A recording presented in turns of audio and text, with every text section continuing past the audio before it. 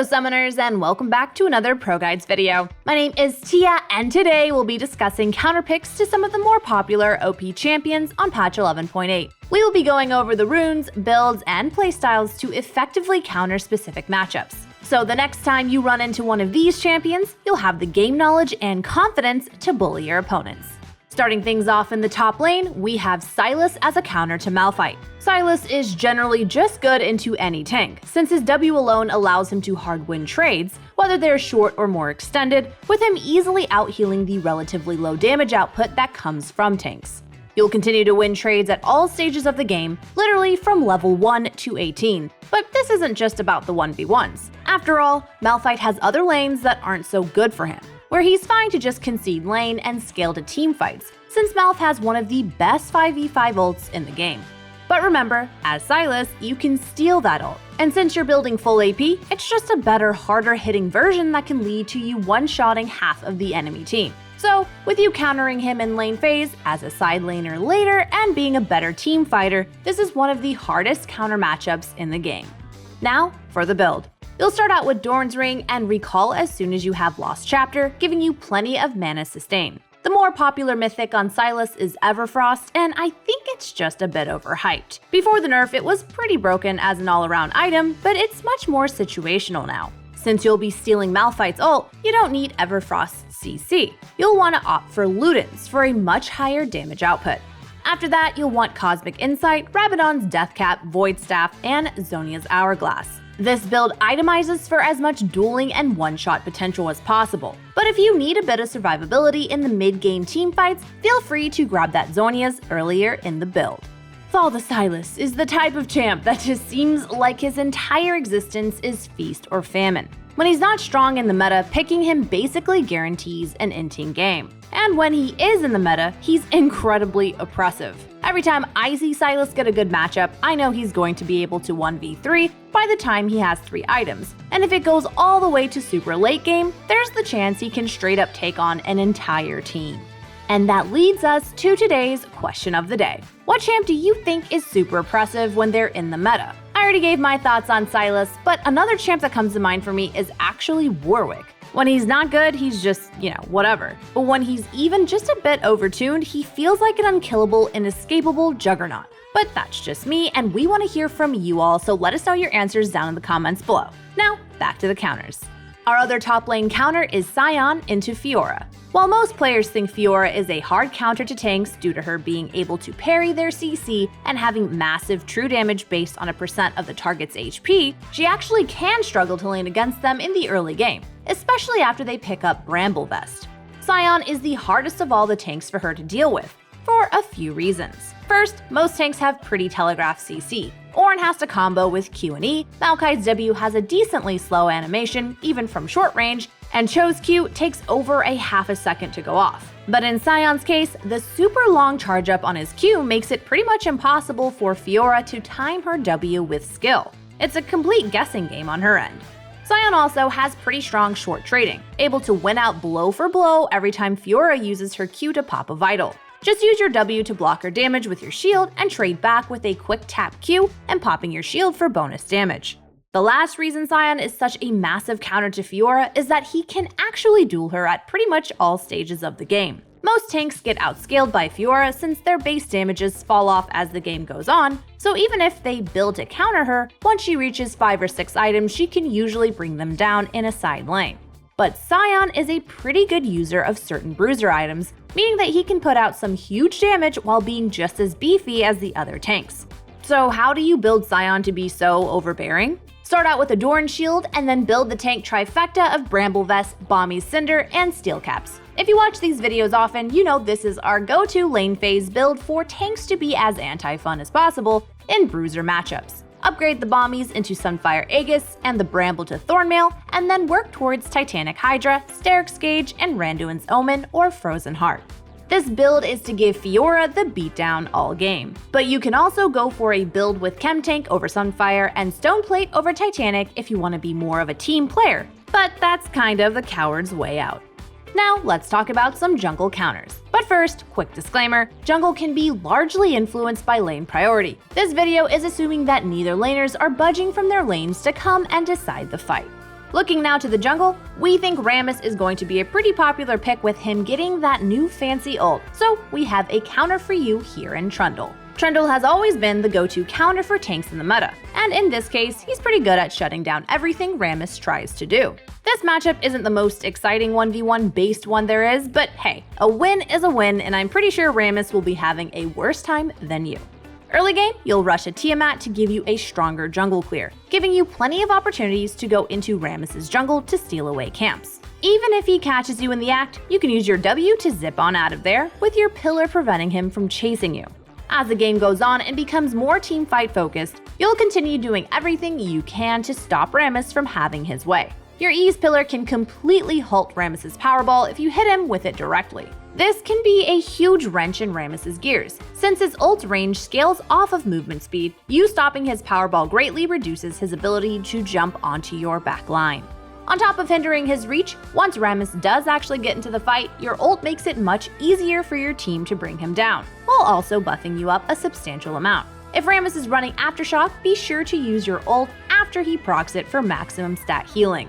For your build, you'll start off with the Hail Blade and build into a Tiamat right away, to give you an easier time clearing multi-target camps. Then build into Merc Treads, Frostfire Gauntlet, and Titanic Hydra. After that, go for Deadman's Plate, Spirit Visage, and Thornmail.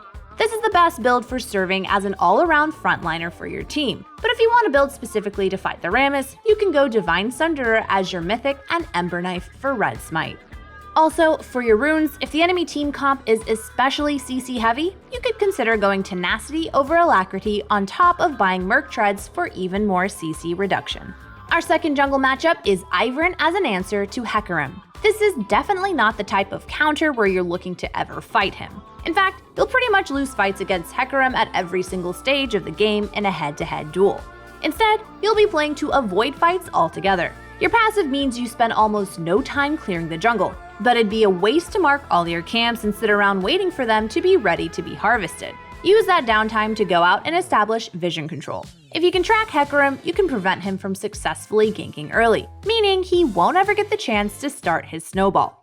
You can look to fight 2v2s and 3v3s with your laners if you have strong early game champs on your team. But in most games, the most consistent option will be fighting with a numbers advantage, playing it safe as you scale up to team fights.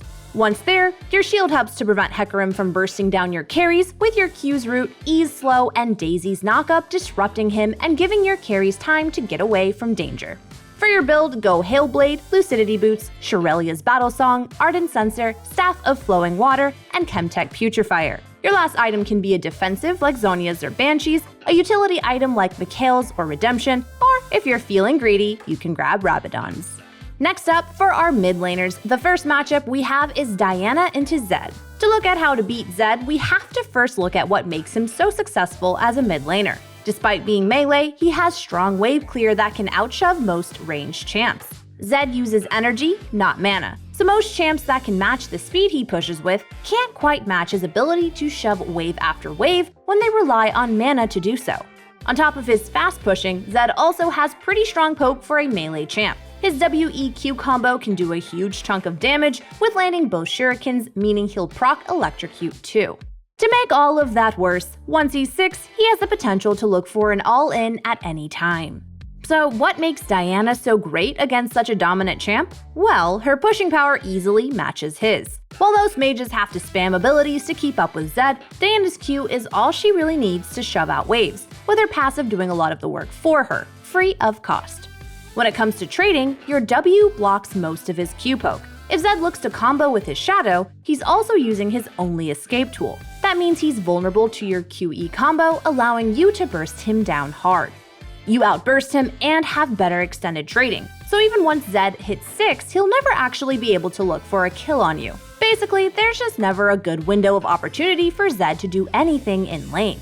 One more key winning point is that Diana isn't an AP champ that's entirely reliant on having her ult up to fight Zed. Lissandra, for example, is considered a decent counter pick, but she's definitely more of a try not to lose the lane type of pick. And once her ult is down, there's little that she can do to fight Zed.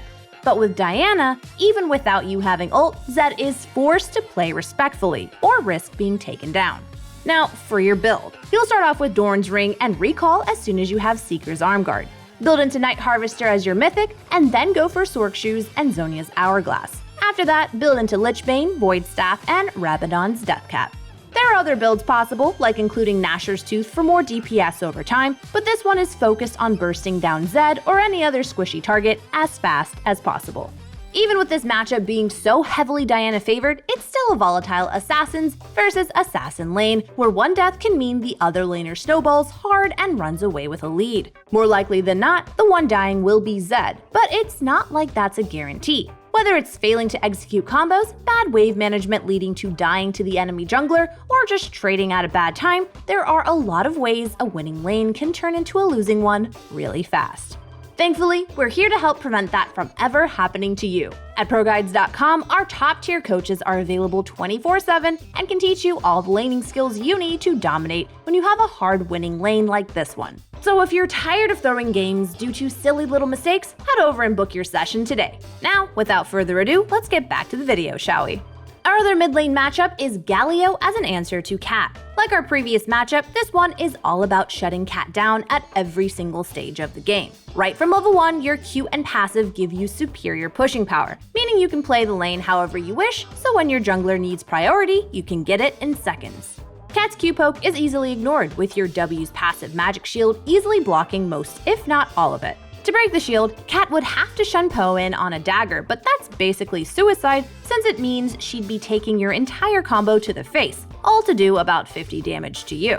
Usually when Cat has a bad matchup, it's still pretty easy to find a way into the game, as she can just roam and make plays, usually looking to gank bot lane. But with Galio's AoE damage, you can quickly shove in waves, so you don't have to give up any XP to follow Cat's roam, with your ult allowing you to still reach bot lane in time to prevent her from getting kills. In teamfights, you're a nearly impassable obstacle for Cat, and even if she's able to somehow reach your backline, whether it be by flashing past you, finding a flank, or you just not quite being in the right place at the right time, your ult pretty much completely nullifies her, with it granting your magic shield to all allies inside of it.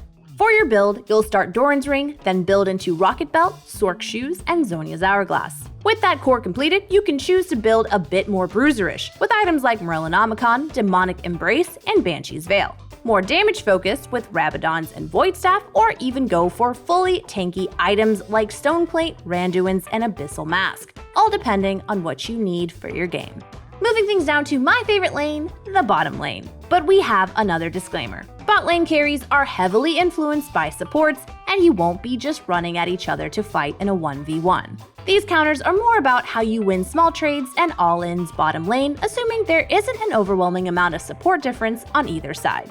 In the bot lane, we'll start off with Seraphine as an answer to Jinx. Early on, Seraphine has stronger laning than Jinx in most cases, with better short trades from her EQ combo, especially when paired with a support with any type of CC. You'll use your poke and pushing power to keep Jinx shoved into turret, pressuring her so she misses as much CS as possible. If you're paired with an aggressive support, especially one like Zyra who has high damage and CC, you can even kill Jinx in a single combo if you catch her out. But this isn't a counter that's completely reliant on stomping the Jinx in lane. After all, if that's all it took, any aggressive kill lane would do. The thing about Jinx is that even if she loses lane, she has the potential to pop off hard in later team fights with her hyper-scaling damage. Seraphine, though, is able to match Jinx's scaling, albeit in a different way, with the huge utility from her W and the massive CC from her E and ult giving you the ability to enable your team to win fights.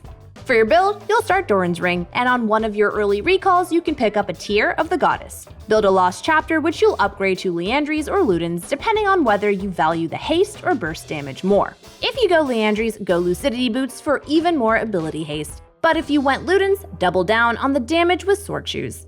Either way, your next two items will be Cosmic Drive and Archangel's Staff. Your last two items will be Rabadon's and Void Staff. There are plenty of variations you can do on Seraphine's build. If you want to support the rest of your team even more, you can pick up an Ardent or Staff of Flowing Water, and you can even go for a Shirelia's or Moonstone over the standard Mage Mythic. Our other bot lane counter is Vayne as an answer to Sivir. This counter is based on the fact that you outrange and outduel Sivir in direct fights, but it does require you to be a bit more forceful. If you aren't actively trading with Sivir, her high-range poke and strong wave clear makes her a more useful champ. With Vayne, you win trades if you can close the gap, but but that doesn't mean just tumble headfirst into the fight. If you do, you'll eat a Sivir Q to the face and end up on the losing end of the trade. Save your Q to dodge sideways to avoid Sivir's Q, and then commit to fighting her. Most of Vayne's damage comes from her Q and W, meaning Sivir is left with nothing to spell shield but your Condemn. Once out of lane, you can hunt Sivir down anytime, easily able to fight her in side lanes. In teamfights, you're also more adept in front-to-back teamfighting, especially if Sivir goes for the lethality build. For your build, you'll start with a Doran's Blade in most cases, but if the Sivir has the winning support matchup, it may be a good idea to take Doran's Shield for some sustain. Build into Berserker's Greaves, Kraken Slayer, Phantom Dancer, and Infinity Edge as your core. After that, your standard items are Bloodthirster and Lord Dominic's Regards. This build gives you huge damage against squishier targets, and Sivir will never be able to touch you. But if you need to deal with a tanky frontline, you'll want to swap up your build. After Kraken Slayer, you'll go Blade of the Ruined King, Guinsoo's, and then Phantom Dancer. Now let's take a look at the supports. Disclaimer time. Just like the bot carries before, supports aren't wildly running at each other and fighting 1v1. This is more about how your kit counters what the other support is trying to do, how to win trades, or otherwise just be more useful than them. The first of the support matchups will be Zilean as an answer to THRESH. With THRESH being such a dominant pick, able to win almost all lane matchups and provide a ton of utility in teamfights, the only real way to reliably beat him out is by taking a hyperscaling support like Zilean. Your main goal early is simply to survive the lane. Use the stun from your double bomb to prevent THRESH from walking up to engage a fight. If he's particularly aggressive and keeps trying to force, use your E to give you and your ADC a way to easily dodge his hooks. Normally, you'd run Aery on Zilean, but specifically against kill lanes like THRESH, you'll run Guardian with bone plating so you can survive if he happens to catch you out. You'll also be running Exhaust, so if he does land a hook, be sure to exhaust his ADC before they put out the brunt of their damage. Once you get out of lane, you won't be changing your playstyle specifically because you're against THRESH. Your focus is simply to enable your team as much as possible, using your E to speed up your engaging teammates, giving your carries better kiting power, and slowing down enemy threats.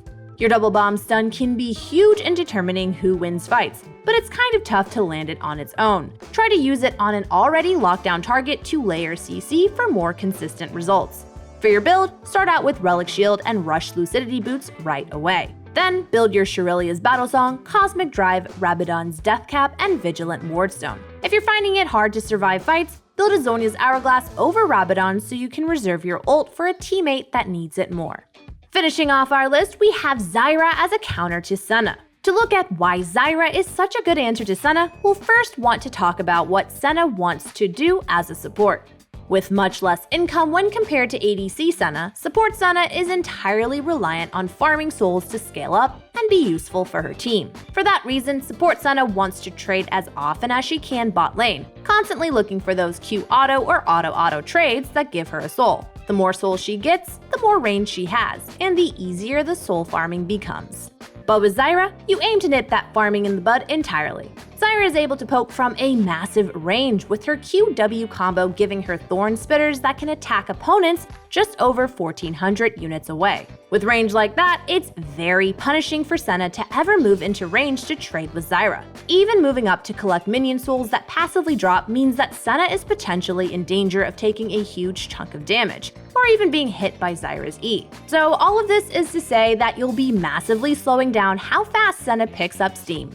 Securing a winning lane against a champ like Senna, who has low kill pressure even when a jungler comes to gank, means that you're pretty much guaranteed to make it to teamfights with a gold lead. Since Zyra has pretty good scaling herself, you'll be able to have a huge impact at this point of the game as well. When it's time to siege, other supports like Leona or Rell may be able to make a flash engage that leads to you being one-shot no matter how badly you beat them in lane. But Senna lacks that threat. Since she's basically just playing ADC from behind, she'll be unable to threaten you with any type of engage, and you can freely poke down her and her team. In teamfights, you have big burst, high DPS, and the potential to root and knock up the entire enemy team, which, again, outweighs whatever Senna is bringing to the table, especially if she's super behind. For items, you'll start off with Spell Thieves' Edge and build straight into Sorc Shoes. Then go Liandry's Anguish as your mythic and follow that with Demonic Embrace for even more percent-based damage over time damage. Next, grab a Void Staff, and for your last slot, you can itemize depending on what your game needs. For max damage, you could go Rabadons, but if you want a bit more utility, you could go something like Morellonomicon or Rylai's Crystal Scepter. You could even opt for a defensive like Zhonya's or Banshee's, but that should only be to survive an unavoidable one-shot by a champ like Zed or Fizz, or to block a hook from someone like Blitz. That concludes our latest episode of Counter Picks. I hope you enjoyed the video. Smile! If you did, be sure to sub so you never miss out on our meta guides, and you're always going to be in the loop as to what the best picks are. Oh, and remember to let us know what champ is super oppressive anytime they are in the meta down in the comments below. I'm really excited to read your answers. And one more thing before you go, I'd like to mention that we're running a 20% off sale on ProGuides subscriptions over at ProGuides.com. So if you've ever considered subbing, now is a good time as any. And one more last thing, don't forget to check out our Discord in the description box below where you can discuss League further or just hang out and be a part of the community. I like to make fun of people and you can make fun of me. Yay, Daddy Silas. I can't wait to see you guys back for the next video, but until then, good luck on the Rift, stay safe, and thank you guys for sending me those memes on my IG. I had a really good time eating grapes and laughing my butt off. Okay, bye-bye.